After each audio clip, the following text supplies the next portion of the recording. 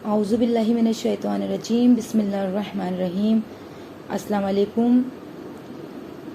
آپ لوگ اپنے اپنے گھروں میں اپنی فیملی کے ساتھ یقیناً خوش و خرم ہوں گے اور خیر و عافیت سے ہوں گے۔ آج جو میں آپ کو واقعہ سنانے جا رہی ہوں بہت ہی بہترین واقعہ ہے، بہت ہی خوبصورت واقعہ ہے۔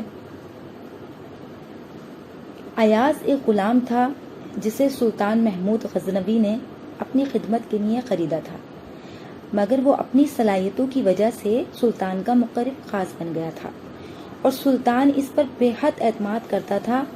ایاز کے اس مرتبے کی وجہ سے سلطان کے دوسرے ساتھی اس سے حسد کرنے لگے اور سوچنے لگے کہ سلطان کو کس طرح سے اس سے وزن کرنا چاہیے۔ ایاز کا مخصوص حجرہ تھا جس پر ہمیشہ تالا لگا رہتا تھا اور وہ کسی کو بھی اس کے اندر نہیں جانے دیتا تھا۔ اس کی عادت تھی کہ روزانہ صبح سویرے سلطان کے دربار میں حاضر ہونے سے پہلے اس حجرے کے تالے کو کھول کر اس میں چلا جاتا تھا، کچھ دیر تک وہاں رہتا تھا تنہا اور پھر وہاں سے نکل کر شاہی خلعت پہن کر سلطان کے دربار میں جاتا تھا۔ سلطان کے ساتھیوں نے سلطان سے اس کی شکایت کی اور اس سے کہا کہ ایاز نے شاہی خزانے سے قیمتی جواہر چوری کر کے اپنے حجرے میں مکفل کر دیے ہیں اور وہ روزانہ صبح کے وقت اس حجرے میں جاتا ہے اور ان جواہر کو کافی دیر تک دیکھتا رہتا ہے، پھر وہ مطمئن ہو کر آپ کے دربار میں آتا ہے۔ بادشاہ کو یہ شکایت سن کر انتہائی دکھ ہوا۔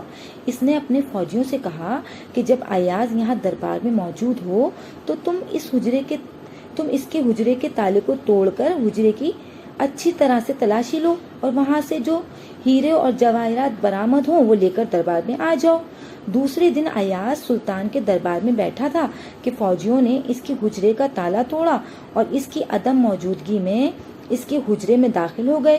انہوں نے پورے کمرے کی تلاشی لی، وہاں ایک پھٹے ہوئے لباس اور پھٹے ہوئے جوتوں کے سوا انہیں کچھ نظر نہیں آیا۔ اندر ایک آئینہ بھی لگا ہوا تھا۔ انہوں نے زمین کھود کر پوری تسلی کی لیکن مذکورہ اشیاء کے علاوہ انہیں وہاں کچھ بھی نہ ملا۔ آئینہ اور پھٹے ہوئے لباس اور پرانے جوتے کو اٹھا کر سلطان کے دربار میں پیش ہوئے اور کہا کہ ہم نے آپ کے فرمان کے تحت اس کمرے کی تلاشی لی ہے، وہاں سے یہی چیزیں برآمد ہوئی ہیں۔ چنانچہ وہ مذکورہ اشیاء بادشاہ کے سامنے رکھ کر چلے گئے۔ سلطان نے محسوس کیا اس کے ساتھیوں نے اس سے حسد کیا ہے اور انہوں نے از روئے حسد اس کے مکان کی تلاشی کروائی ہے۔ چنانچہ اس نے حاسد افراد کو بلا کر ان سے کہا تم ایاز سے معافی مانگو، اگر اس نے تمہیں معاف نہ کیا تو میں تمہیں سخت سزا دوں گا۔ حاسد ساتھی ایاز کے قدموں پر گر پڑے اور گڑ گڑا کر اس سے معافی طلب کرنے لگے۔ ایاز نے کہا اگر سلطان تمہیں معاف کر دیں تو میں بھی تمہیں معاف کر دوں گا۔ الغرض یہ کہ ان کے مسلسل اصرار پر سلطان اور ایاز نے ان کی غلطی معاف کر دی۔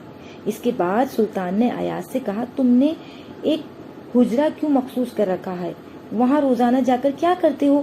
ایاز نے کہا سلطان معظم، میں ایک حقیر غلام تھا اور بازار میں بک رہا تھا، سلطان نے مجھے خریدا۔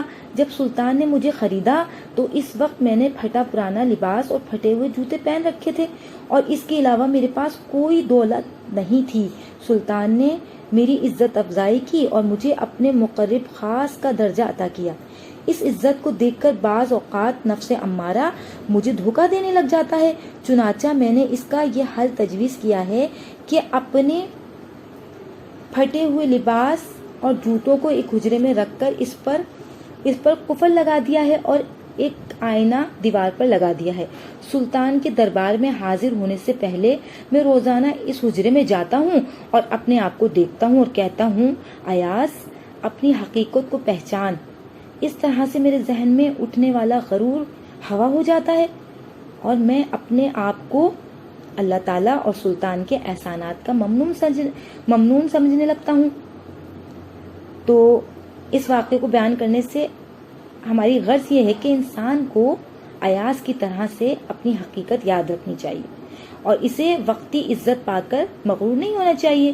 اسے ہمیشہ اپنا ماضی یاد رکھنا چاہیے اور اسے یہ جاننا چاہیے کہ وہ پہلے ایک مشت خاک تھا جس نے بعد میں کسی غلہ یا سبزی کی شکل اختیار کی، پھر وہ غذا بنا۔ پھر جو کچھ اسے حاصل ہوا ہے وہ سب خدا کے فضل و کرم کے نتیجے میں ہی حاصل ہوا ہے، اس میں اس کی کسی ذاتی کوشش کا دخل شامل نہیں ہے۔ تو لہٰذا ہمیں بھی اپنا پرانا وقت نہیں بھولنا چاہیے۔ تو یقیناً آپ لوگوں کو یہ ویڈیو ضرور پسند آئی ہوگی۔ مجھے اور میری فیملی کو اپنی دعاؤں میں ضرور یاد رکھیں اور کمنٹ کر بتانا نہ بھولیے گا۔ جزاک اللہ۔ اللہ حافظ۔